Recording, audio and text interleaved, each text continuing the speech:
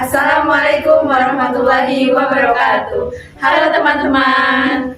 Baik, di sini kami dari kelompok 9 akan mempersembahkan proyek media pembelajaran kami dengan tema Larutan elektrolit dan non-elektrolit. Sebelumnya, perkenalkan saya Nisa Nur Aziza dengan NIM 075. Saya Aura Janika Leontina dengan NIM 021. Saya Amalia Fusul Fadila dengan NIM 09. Saya Fitri Nur Aisyah Iksani dengan NIM 042. Baik, tanpa berlama-lama, marilah kita simak video pembelajaran berikut ini.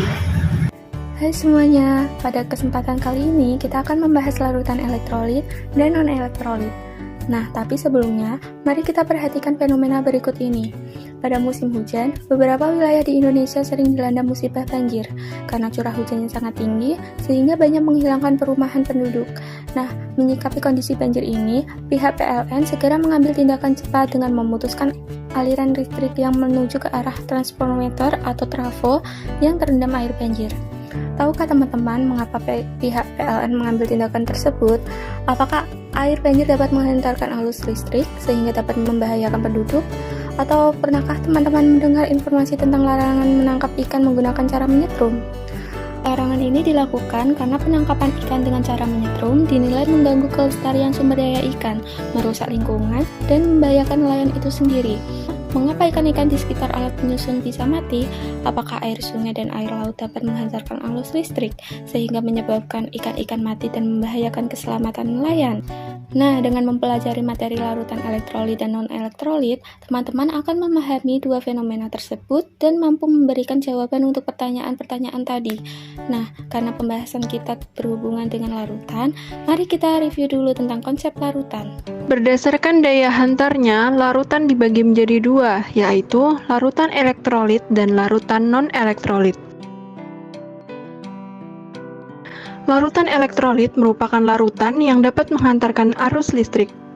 Larutan elektrolit dapat menghantarkan arus listrik karena terdapat ion-ion bebas yang berasal dari zat terlarut yang terdisosiasi menjadi ion-ionnya. Contoh larutan elektrolit yaitu ada cuka, larutan HCl, air kapur, dan lain-lain.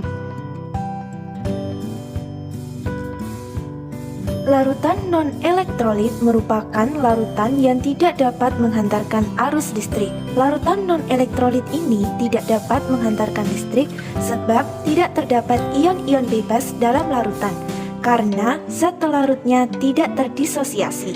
Contoh larutan non-elektrolit yaitu larutan urea, larutan alkohol, dan larutan glukosa. Sebelum ke tahap pembelajaran selanjutnya, mari kita simak video percobaan daya hantar listrik berikut ini. Yang pertama yaitu NaCl atau air garam. Celupkan kedua paku payung dan kita lihat reaksinya. Ternyata di larutan air garam muncul banyak gelembung dan lampunya pun menyala dengan terang. Hal ini menandakan bahwa air garam adalah larutan elektrolit kuat karena lampunya menyala terang dan gelembungnya banyak.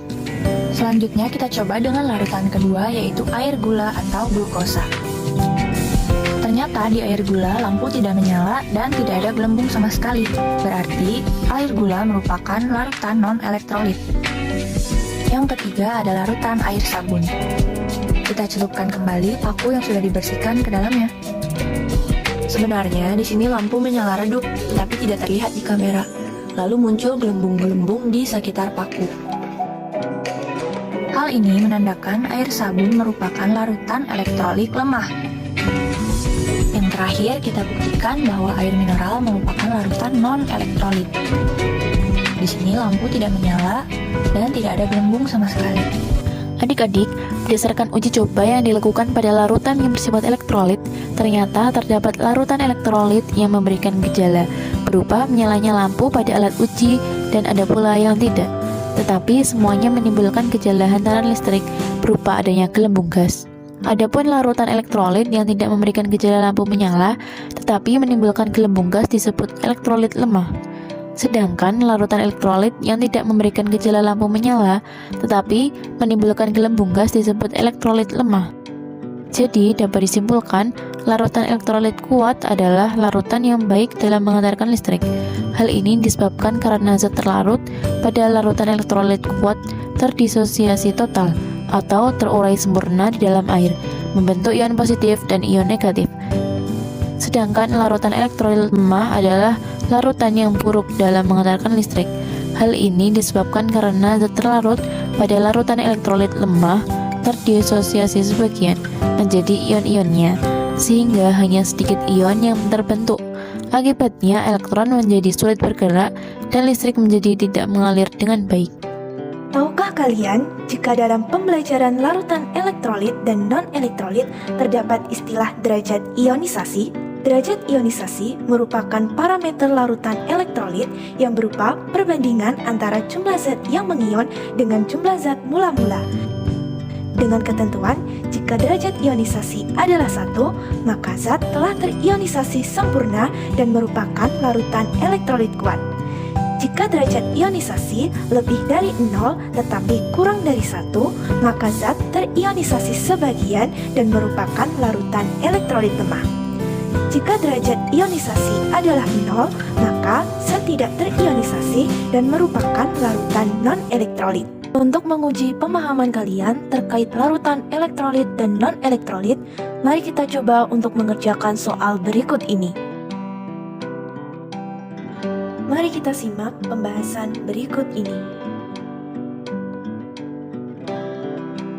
Nah adik-adik, untuk mempermudah pemahaman kalian dalam mempelajari materi larutan elektrolit dan non-elektrolit, berikut lampiran ringkasan materinya. Disimak baik-baik ya.